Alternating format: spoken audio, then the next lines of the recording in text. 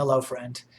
Thank you for your interest in this game. So, I'm taking on this challenge because I want to bring people together in this odd time and create stories with a diverse group of people who maybe have different viewpoints and backgrounds. I'm actually kind of surprised by how many people I heard back from. I heard back from, of course, current friends. I heard back from old coworkers.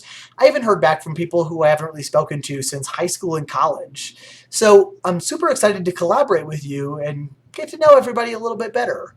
Now, the beauty of immersive storytelling like this is that it allows for people who might not even necessarily know each other to be able to collaborate without that shared past.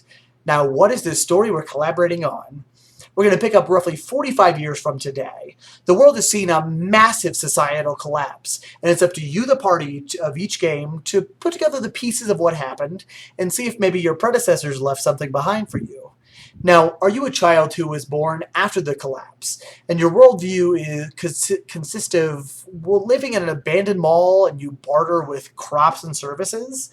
Are you somebody who saw the fall of mankind, and now you carry the weight of losing your modern luxuries and seeing your friends and family go up in smoke?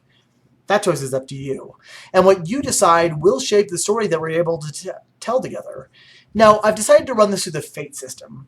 It is a rules-light, heavily collaborative system that I've chosen because it allows for expressive and in-depth characters, and it gives you, the player, the power to shape your surroundings moment to moment.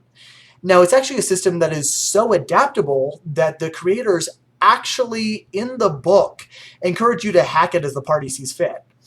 Now, luckily, unlike D&D, it's not going to take me 2 or 3 hours to put your character together, but you actually have more options in this game than any other game that I'm aware of.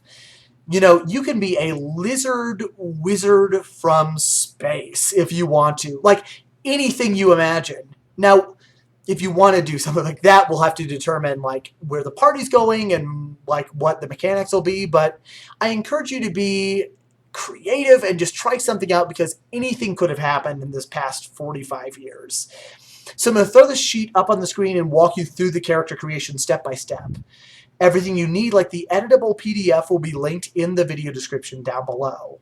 So the top of the page is my favorite thing on the sheet. It's the character's name. Now, some people like to allow the character creation to happen and then settle on a name. Some people like to have the name picked and then let that drive the character creation. And, you can fill it in whenever you like. It's up to you. Below that, we go with the description. So this boils down who you are in about a sentence or two. You can be a local farmer who watches over her community like she watches over her crops.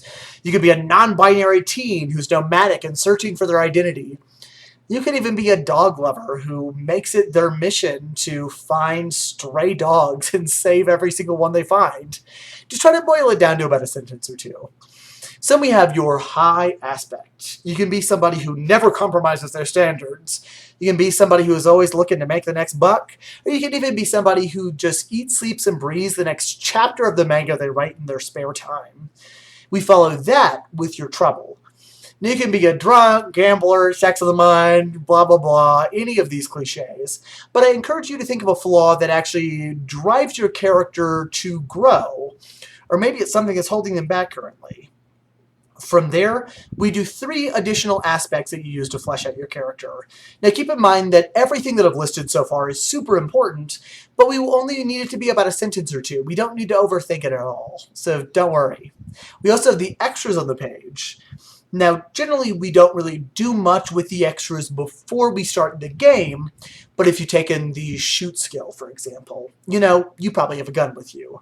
Or if you're a character who likes to journal extensively, or like the manga writer, you probably have that stuff on you. So if you want that stuff on there, just talk to me and we can put it in. But we generally save it for anything that you find in-game.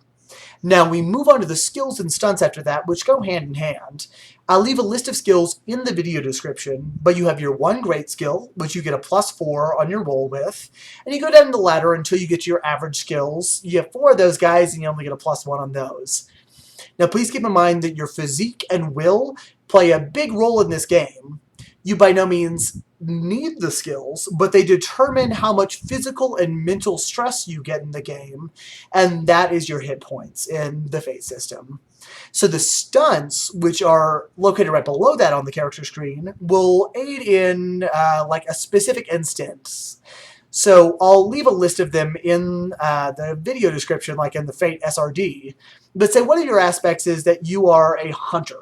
So for one of your skills, or like one of your stunts, you can say that if you want to hunt for food, you can get like a +2 to hunt for that deer.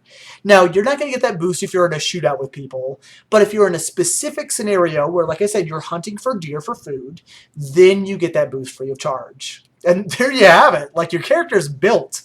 Make sure you try not to make something that's too metagamey or like a resource farm, but just make something that's fun, that you can get lost in. That's the most important part about this game. Unless you enjoy being a Swiss Army knife, then by all means don't let me cramp your style. But, just send me what you have. Let's have a good time, and I'm really excited to see what you can create. I'm going to make another video after this that'll talk about some gameplay mechanics that you can watch either right after this video, or you can watch it right before we play. It's up to you. But again, thank you much for sitting through this video. Thank you for building this character, and let's see what you can bring to the table. I think that it's going to be fantastic, and I want to see what we can build together.